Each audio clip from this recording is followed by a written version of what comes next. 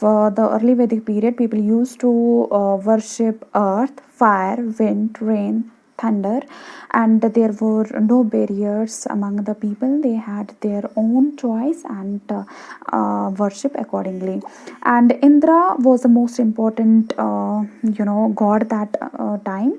Indra is actually the god of war and thunder, and other gods were like Prithvi, that was god of earth, Agni was god of fire, Varuna was god of rain, and Vayu was god of rain. These were the gods and goddesses at that time worshipped by people. And females were also there, female goddesses were there like Ushas and Aditi. There were no temples and no idol worship that time. There were normally people abstract worship was there. This was the an overview of early Vedic period. Now coming to the later Vedic period. Later Vedic period, people were a bit developed. This is the period of Mahajanapada also that we talked about. This period started from later Vedic period started from 1000 BC to 600 BC.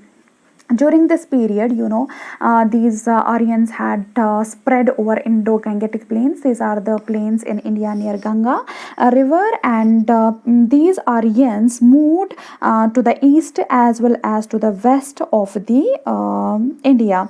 And what they did during this period, these kingdoms like Mahajanapadas came into existence. People got much more this power, and there were two types of governments. One was monarchical, where king was the head.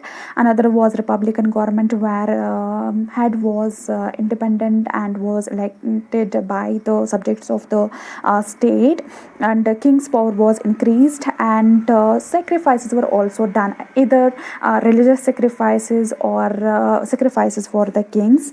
And at this time, sabhas and simitis diminished its importance.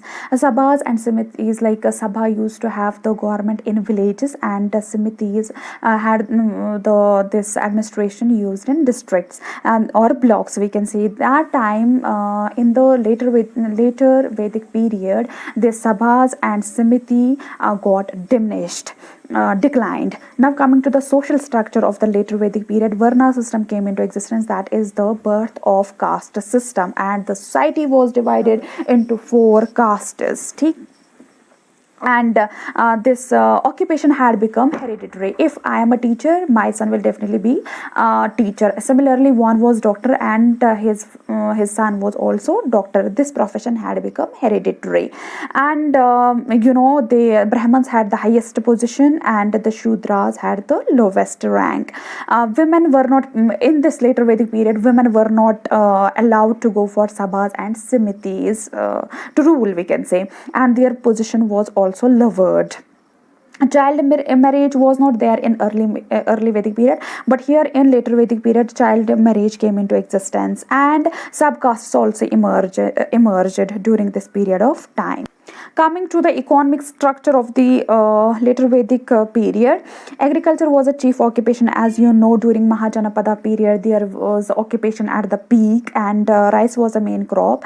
Industrial work like metal work, iron was there, bronze was there. One more thing, the grey ware pots used to be paid during this period. They were known as graveyard. Fine. This was the later Vedic period, and carpentry was also there. There was a foreign trade with Babylon is a place, and this was trade.